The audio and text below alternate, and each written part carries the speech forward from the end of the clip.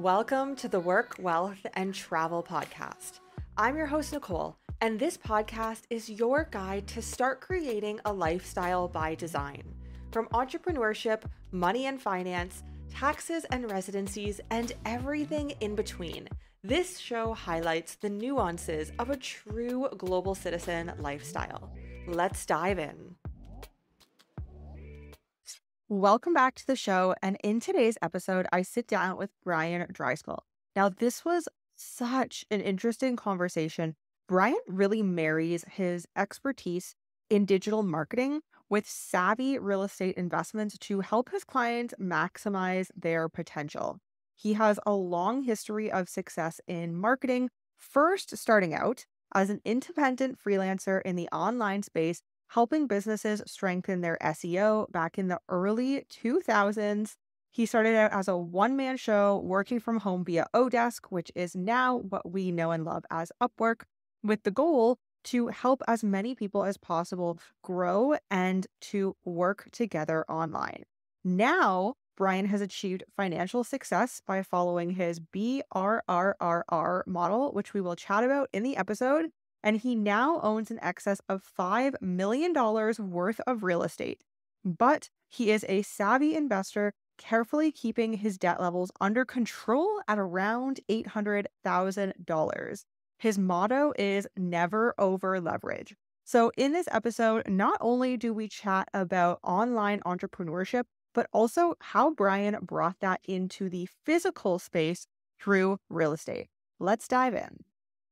Bryan, welcome to the Work, Wealth, and Travel podcast. I'm looking forward to our conversation today. But before we dive into all things business, what it looks like, what your business journey has looked like, as well as a few other topics, I'd love to hear more about your story, where you got started, and where you are today. So I got started back in like 2005 in the digital space. Okay. So I originally got started on a forum, just browsing around. It's called Warrior Forum way back in the day. Just tinkering around with SEO, trying to figure out how websites work, things like that. Then eventually I figured out how some things work, and I started freelancing on a website that was called Odesk, which then turned into Upwork. So I started way back then just consulting with people for $20 an hour on how to do SEO, things like that. And it scaled into a full business. Like I literally grew a business sitting on my couch off of Upwork. So I did that. I started an agency called Think Big Marketing. At the same time, what I did was I took the profits from that business and invested them in real estate. So I had Think Big Marketing, which grew into an agency that we did e-commerce, lead generation, a lot of bigger stuff once I got going. And then I took the profits, bought properties, and then that kind of merged. I now do digital marketing for real estate investors. So me buying properties and understanding the digital market, I kind of married the two. And now we do digital marketing for real estate investors on a national level. So it's kind of the short version of what I do. Yeah, that's so interesting. And I love that you started in the online space before starting in the online space was really even a thing. So to get started, what were some challenges that you faced? Was there a lot of people on Upwork? Was Upwork well known? What did it look like kind of being one of the first to work digitally decades ago before anybody was working online like the way it is now? Yeah, it was interesting because I was on it on Odesk too. So no one even knew what that was. It was Odesk and Elance. They were the two competition companies, right? And then they merged, like Upwork kind of consumed both of them. It was interesting though, because people online, especially in the e-commerce space, things like that, know that they needed digital marketing, but most people don't even understand SEO now. But way back then, it's like, you know what? I want to rank in Google. I don't know how. And there's no rule book. It's kind of like you learn, build some links, quality links, content, things like that. So it's kind of finding people, which is where I use the platform Upwork to find the people that needed help and then help them. And I was just billing hourly at the time. So it was different back then though, because it's kind of more like the Wild West back then. And I like that you continue to scale it and brought it to what it is today. So let's talk about first the investing side of things. I'd love to hear more detail about what that looks like so we can dive into that a little bit further and how the investing kind of relates into the SEO and the digital marketing aspect. Sure. So I invest in real estate, right? So what I do, it's called the BRRRR method. It's like buy, remodel, Basically, it's you buy a house, you fix it, you rent it out, and then you get your money back from the bank. So I get houses for free, basically. In a nutshell, say I buy a house for $100,000. I put 30,000 into the repair. I have 130 into it now. It now appraises for 200,000. I rent it to a tenant. They might pay me $1,500 a month. I go to the bank, say, hey, can I have a $150,000 loan? It's worth 200, so they don't have a problem. The tenant's paying the property off, and it cost me $0 because I got all my initial cash back to do it again. So call it the BRRRR method, right? So that's what I do on the real estate side. I do it right in my backyard. I don't go out really far, but basically I buy junky houses, fix them up, and just I hoard houses. And I know that you only stay within one zip code for the house that you buy. Is that correct? Yeah. I'm curious about what that looks like because one zip code is not, I'm not from America, but I know one zip code is not super huge. So is there enough to buy and what does that look like? What are some struggles that you've had within using this method as well that you had to overcome within your investing journey specifically? So the reason I only invest in a small area is because I'm really busy. Like real estate investing is my side hustle. Digital marketing is my main trade. So I'm busy. I have a big team of people, not big, but we have a team of guys that we're managing. And I don't have time to drive 30 minutes to go look at a property, then manage contractors. I want to keep it like 10-minute drive max. So that's why I keep it really small. It is challenging though, because I live in a nicer neighborhood. There's only so many houses to pop up that are beat up. Versus if I did the whole city, I'd be able to pick up a lot more properties at once. But I make more money in my day job than investing in real estate. That's more like if real estate is pushing cash to the future, it's the investment plan. So it's kind of slowly. I pick up like 3 or 4 properties a year, maybe. I probably got like 20 or so houses now. So nothing super crazy, but I just keep trying to stack them on. So I definitely want to talk about your day job, as you call it, and what that looks like a little bit more. But before kind of going off this topic of investing, I'm curious now, your investment journey, I guess, what has that looked like in terms of getting started? Did your day job, as you call it, start funding the investment? Or what did it look like if somebody is listening who wants to get started investing? What would you say is the capital required? Do you need capital? Can you leverage it somehow? Like, what does that journey look like? And then how did you scale it up to buying 3, 4? You could buy more properties if you wanted to per year to really being able to purchase an infinite amount of properties if you wanted, and then get your good return on that. What has that journey looked like for you? And so initially, what I did was I didn't have $200,000 sitting around, right? So what I did is in the US, we take a commercial loan. You have to put 20% down at the purchase price. So if I buy a property for 100 grand, I only had to have $20,000 to buy the property. The only problem there is once you put 20,000 down, you can't get it back. So I put 20 grand in the property. Now I have $0. I only owe 80 on the mortgage, and then I got to save up money for the next one. So initially, when you get started, though, start small. Like just go get a loan. Eventually, I worked up and I saved up enough cash to be able to go spend $200,000 cash. Then I buy the property. I go to the bank. They give me all my money back, and now it's just a cycle. Like I'm just literally reusing the same money. But when I first got started, though, I had to just put 20% down to get into it. I love that you're sharing this because I find it so unfathomable in my mind. And of course, I'm sure you wouldn't find this because you do it every day, that a house can be 20 or 30 grand upfront. And then what did you say, like 100 grand to buy? Like very inexpensive. Because I think when we think home costs these days, we're thinking, me from Canada, I'm thinking 1 million for something very standard. And I'm sure it's somewhere in that range in the States. So I like that you're sharing this because I think that it's not talked about enough how low you even of course it's a fixer upper, but how low a home price can be and then how you can make a return on that investment. Right. And you figure if you're trying to buy properties, the reason you can get them for a discount is because somebody has a problem. So like I know one property I bought last year, they is a hoarder house. Like there was so much garbage in this house. The house was in disrepair. Like literally we had 3 30-yard dumpsters, like the really big dumpsters full of stuff they just left. So you're basically trying to find people that have problems that want to sell their house and they're willing to sell it for a discount because they don't care about the money as much as they care about. I did like for one example would be someone just inherits a home. They're working 9 to 5, paycheck to paycheck. Most people think when you inherit a home, it's like, boom, we just got money. A lot of people inherit homes. They need a lot of work. So they just got a problem. They need to clean it out. They need to fix it, which they can't afford to do to get it onto the market to sell it. So a lot of times in those situations, like, hey, you know what? Let's come up with a fair price. You don't have to do anything, no money out of pocket. We'll just buy the property from you. So you kind of find win-wins that way. And I'm sure that you have a checklist of problems that you'll take on and problems that you won't take on, because I can imagine some problems are going to be a lot more expensive than maybe even the home to fix if it is a really deep rooted problem. So now, okay, so this is kind of going into the weeds a little bit, but on that note, do you find that there are a lot of extra fees that you have to account for when you are buying an investment property and renovating it, such as, the lawyer fees, ensuring that the house is going to be in good enough condition that you don't have to redo all the plumbing or piping or something like that? How does that work? Or is that just part of that comes out of the loan money? So there's not many fees you don't encounter as long as you do like title insurance, things like that. The main problems are the repairs. So you have to be really good at looking through a property and estimating within a ten or $20,000 range what needs done. So, for example, like most things won't scare me away as long as the price is right for the property. Like every property is worth something, and it makes sense. So I bought properties we had to completely change the foundations out. But obviously, it's a lot of work and there's a lot more risk there, so you have to get it cheaper. But yeah, that's the number, probably one of the top things that I see new investors go in and they don't estimate their repairs properly. They expect it's going to be 40 grand and it ends up being 100, and you're kind of screwed.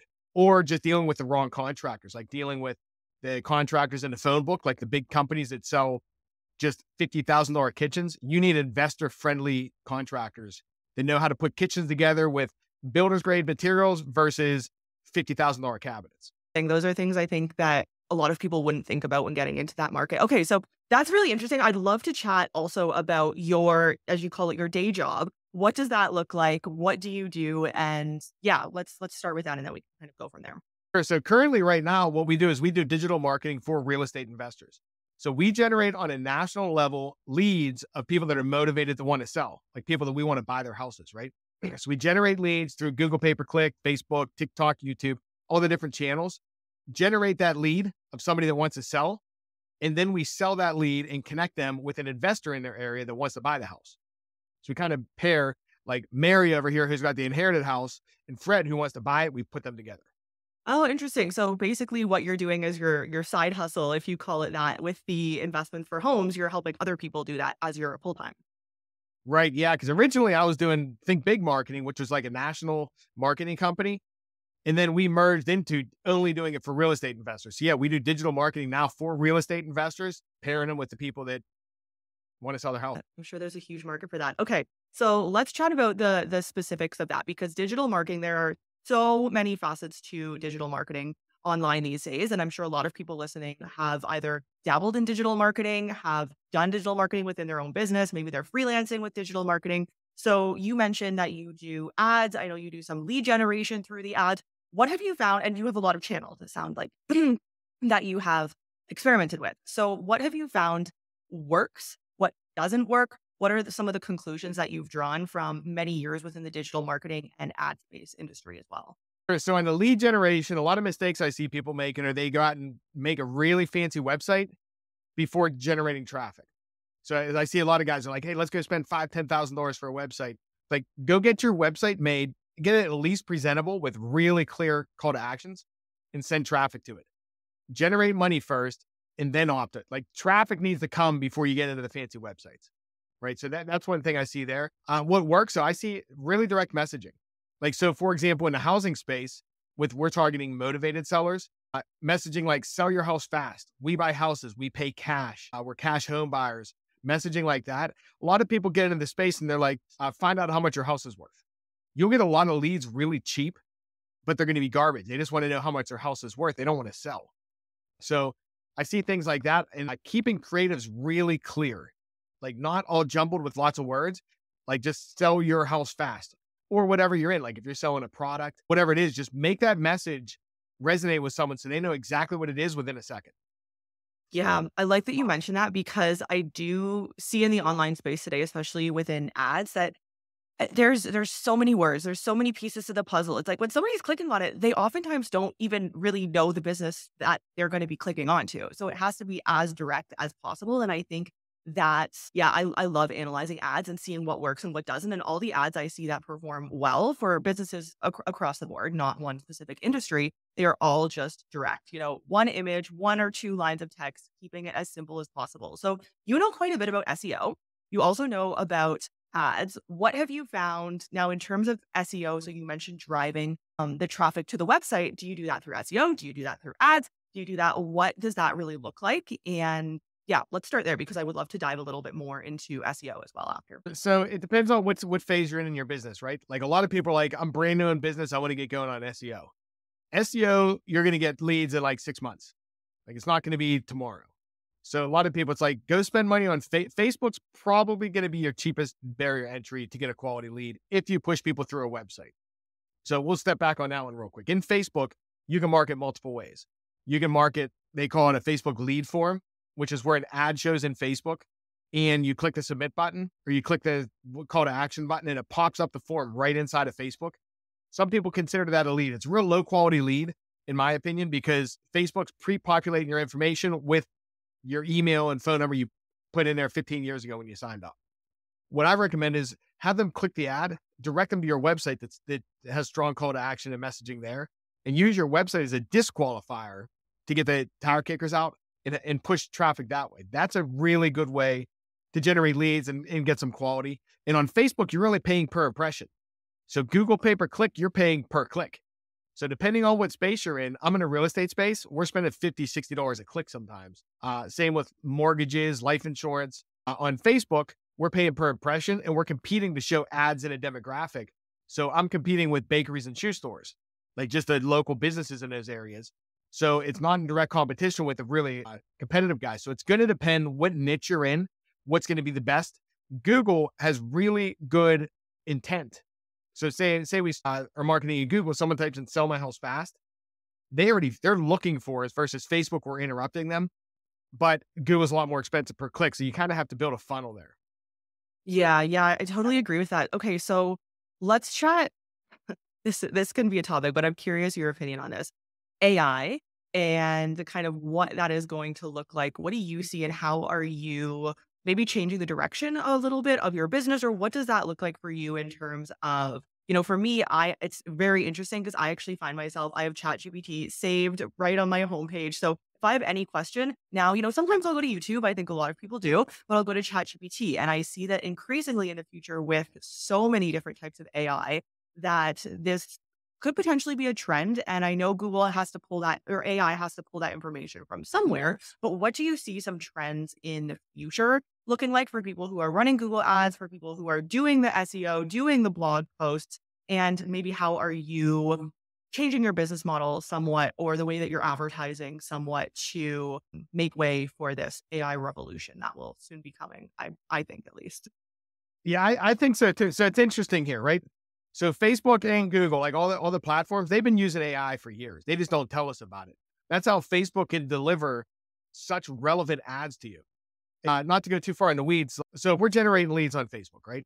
We send them to the website and we have a Facebook pixel on the website. That's a piece of code on every single page that's showing, okay, this person went onto our website. Now we cookied them.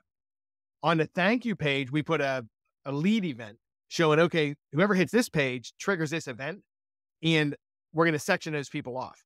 Well, what Facebook's doing on the back end, it's looking at, okay, all these people we send to the website, a certain percentage of them filled out a form or bought your product or added the cart, whatever it is.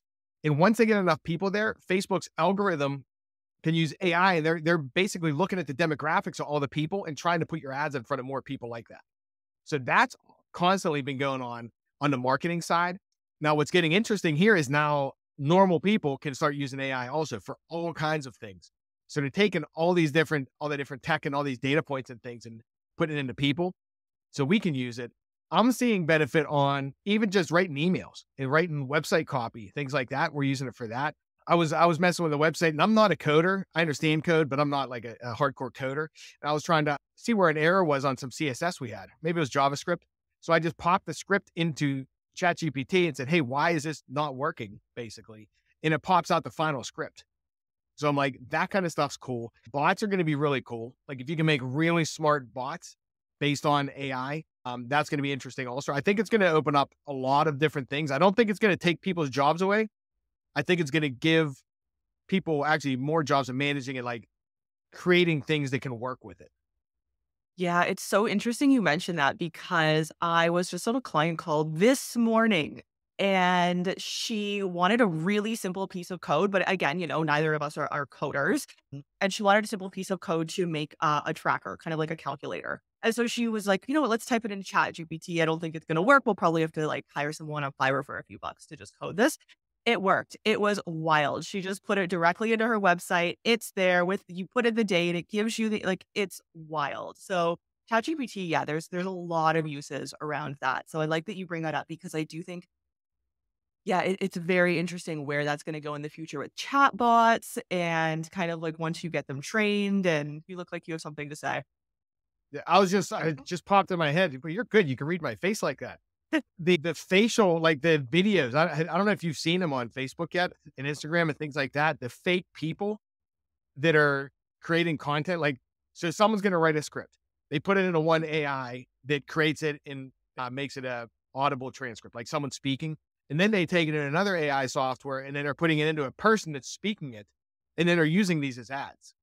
It's really creepy, especially now because what we see now is like 3 years behind anyways.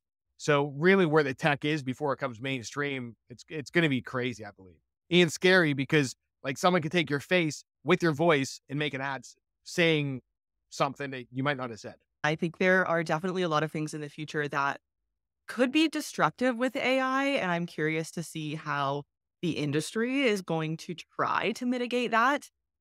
I had something else. Oh, yeah. I just purchased a new tool that I'm using for podcasting. And you can be looking in a different direction and AI will make your eyes look directly straight ahead at the screen. Now, let's chat more about, we've talked about the investing and the business aspect. That you have a family. What does it look like? And how have you built your business to work for you in a sense so that you can enjoy your life and enjoy the freedom that being a business owner gives you as well, while still operating your business and making sure that things are going smoothly in the background?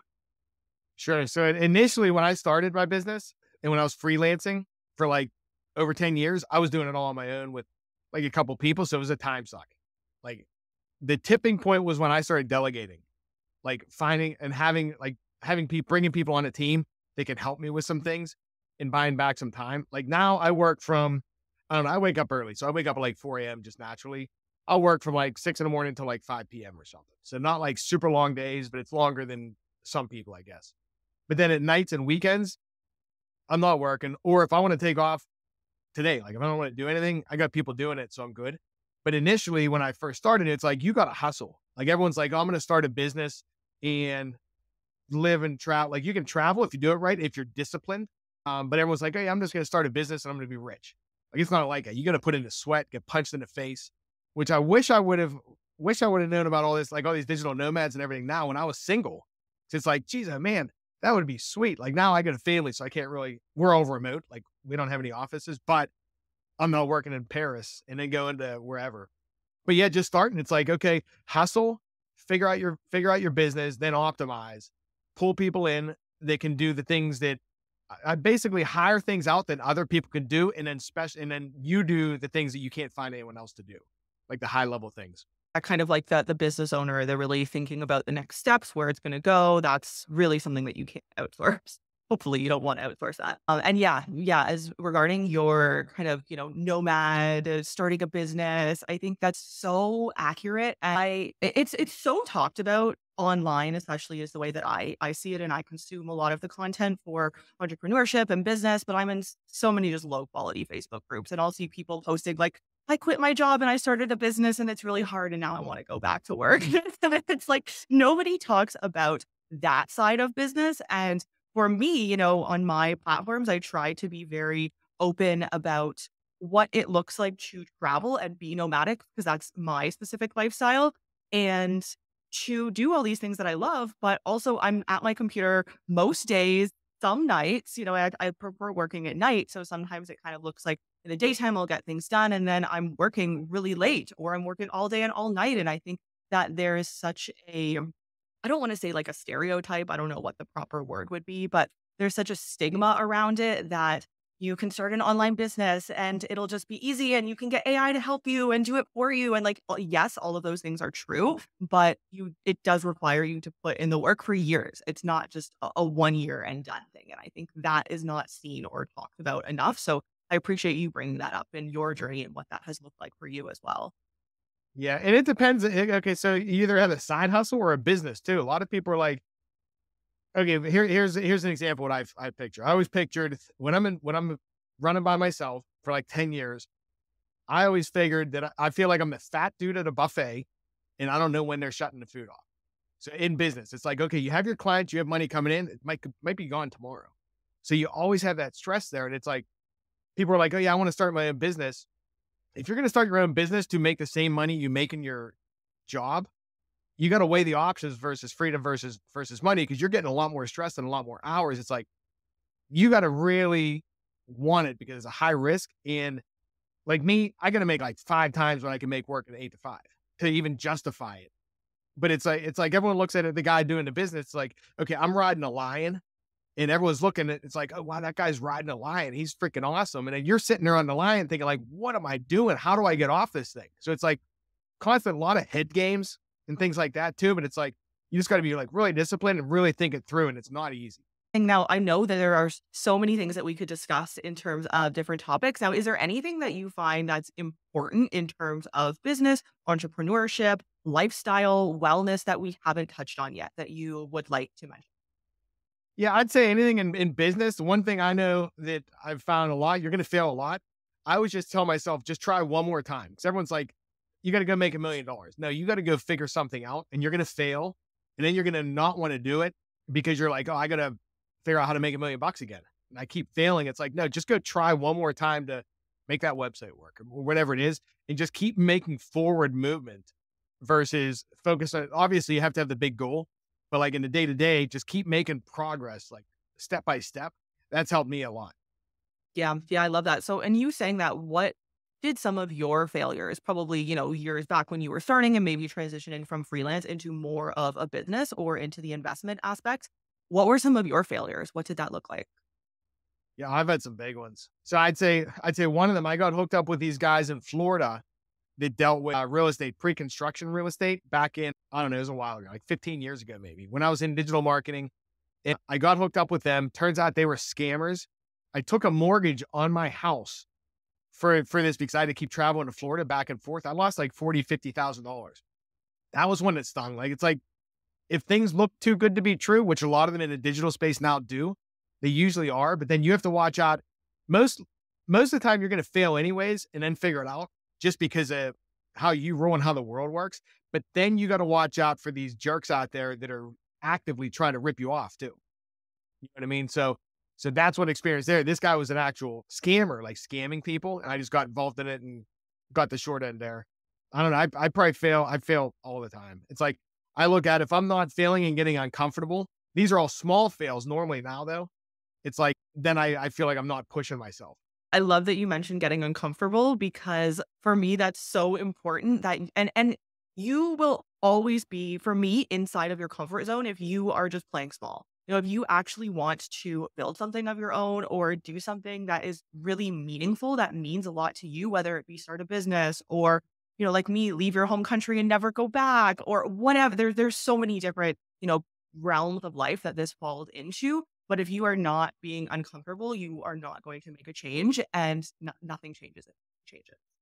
100% agree. Yeah. Yeah. I enjoy being, I don't enjoy being uncomfortable, but I do also, cause it's like, I know I'm growing and I prefer to like get into rooms and feel real stupid. Like get in rooms with the guys crushing it because you're going to elevate to whatever level of the people you're around. Okay, so where can people find you and your side hustle, your business? Where can people find you within the online space?